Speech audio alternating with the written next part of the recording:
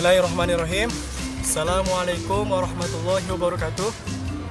Kami segenap pengurus IKAPI Mesir siap membantu kawan-kawan Ummul Qura yang mempunyai niat melanjutkan studi di Universitas Al-Azhar Kairo Mesir. Untuk itu kami mempunyai akses sosial media untuk mempermudah informasi dan komunikasi. Sekian, terima kasih. Wassalamualaikum warahmatullahi wabarakatuh. Almarhum Kiai Haji Abdurrahman Wahid atau sering disapa dengan Gus Dur pernah berkata, "Saya banyak menyimpan kenangan pada masa saya tinggal di Mesir.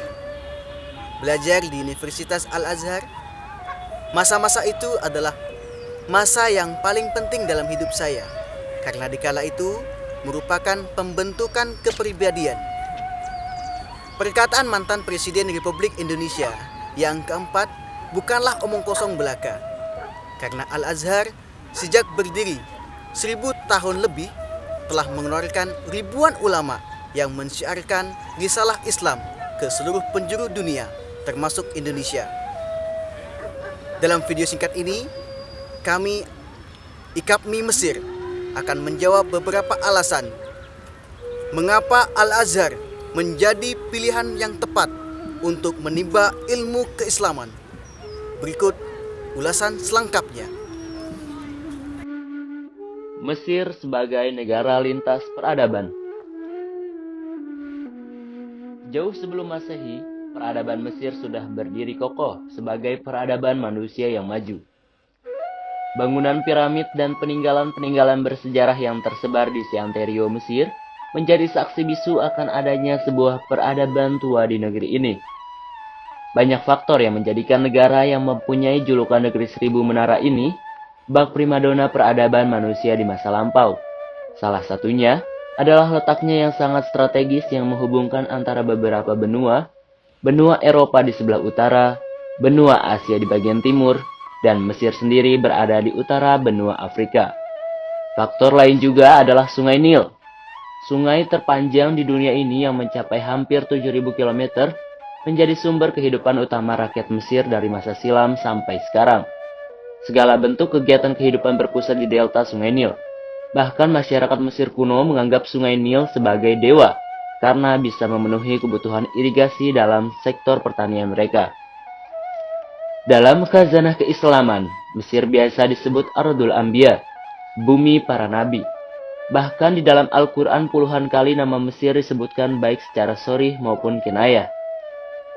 Pada masa kekhalifahan Sayyidina Umar bin Khattab radhiyallahu an, Islam pertama kali masuk ke Mesir yang dibawa oleh Amr bin As ditandai dengan pembangunan masjid di daerah Fustat. Masjid ini menjadi masjid tertua di benua Afrika dan masih bisa kita lihat eksis sampai sekarang. Maka dari itu, belajar di negeri ini, kita bukan sekedar belajar ilmu keislaman semata, namun lebih dari itu, kita belajar peradaban dan bagaimana membangun peradaban dari peninggalan bersejarah yang bisa menjadi inspirasi untuk membangun negeri kita tercinta Indonesia.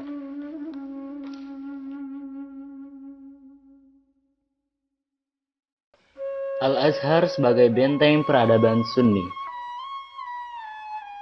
Meski pada awal mula didirikan Al-Azhar oleh Panglima Jauhar As-Sikili era dinasti Fatimiyah, paham yang dianut dan diajarkan di Al-Azhar adalah mazhab Syiah.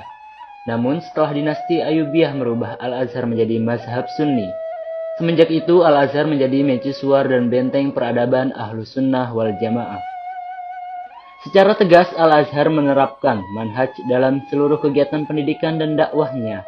Di bawah naungan pemahaman Asy'ari dan Maturidi dalam akidah, menganut mazhab yang 4 dalam fikih, dan bertasawuf demi membangun akhlakul karimah bagi setiap insan Azhari.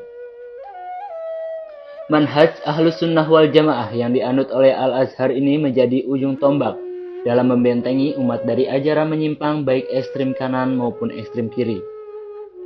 Dan manhaj ini sangat berkesinambungan dengan apa yang mayoritas Muslim Indonesia praktekkan dalam kehidupan sehari-hari, yang pada akhirnya belajar di Al-Azhar sejatinya adalah upaya bagi seluruh pemuda Muslim Indonesia untuk membentengi akidah umat Islam di tanah air, yang nampaknya kondisi akidah umat Islam di Indonesia semakin mengkhawatirkan.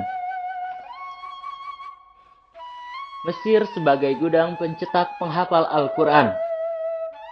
Penghafal Al-Quran atau yang biasa dikenal Hafiz Al-Quran sangat mudah ditemui di Mesir ini.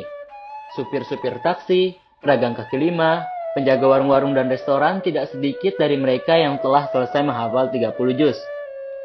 Maka dari itu di sudut-sudut masjid, di angkutan-angkutan umum, di mal-mal perbelanjaan tidaklah sulit kita menemukan orang yang sedang khusyuk dalam bertilawah Al-Quran. Memang, negeri ini mempunyai kelebihan dalam segi penjagaan terhadap Al-Quran. Di Al-Azhar sendiri, bagi mahasiswa Mesir yang belajar di jenjang perkuliahan, memiliki target hafalan sebanyak 30 juz sebagai persyaratan untuk mendapat gelar S1. Jadi, bagi mahasiswa Mesir, syarat untuk mendapatkan gelar LC adalah harus terlebih dahulu menjadi seorang hafiz Quran. Bisa kita bayangkan, beberapa banyak mahasiswa pribumi yang terdaftar di Universitas Al-Azhar dan semua mereka adalah hafiz Al-Quran. Maka tidak heran jika Mesir menjadi salah satu negara yang diburu seluruh pelajar untuk mencari sanad Al-Quran yang sampai kepada Rasulullah SAW. Karena kondisi lingkungan Mesir sangat mendukung siapapun yang ingin menjadi hafiz Al-Quran dan pakar dalam qiraat asyroh. Itu artinya belajar di Mesir membuka peluang sebesar-besarnya buat seluruh mahasiswa untuk menjadi penghafal Al-Quran. Mesir sebagai lautan buku. Bagi seorang penuntut ilmu, buku itu bagaikan surga. Dengan membaca buku, ia menikmati pemandangan imajinasi yang begitu indah bagaikan taman-taman yang ada di dalam surga. Indah tak tergambarkan. Nah, salah satu kelebihan yang dimiliki Mesir bagi seorang penuntut ilmu adalah mudahnya mengakses segala jenis buku dalam berbagai disiplin ilmu pengetahuan. Dalam merayakan pesta buku, Mesir memiliki pameran buku internasional yang diadakan setiap tahun yang konon pameran yang bertaraf internasional ini menjadi pameran terbesar kedua di dunia setelah Perangkut Jerman. Harga-harga buku pun cukup terjangkau. Bahkan pemerintah Mesir tidak jarang mensubsidi buku-buku untuk dipasarkan agar bisa dinikmati bagi semua kalangan. Dengan buku berkualitas tinggi, bisa dicapai dengan tidak merogoh kocek dengan terlalu dalam. Pameran buku tahunan di Mesir ini bagaikan pesta rakyat yang mampu menyedot jutaan pengunjung dari berbagai negara. Bagi yang haus akan ilmu pengetahuan, meluapnya buku-buku di Mesir menjadi sebuah anugerah dan nikmat yang tiada tara.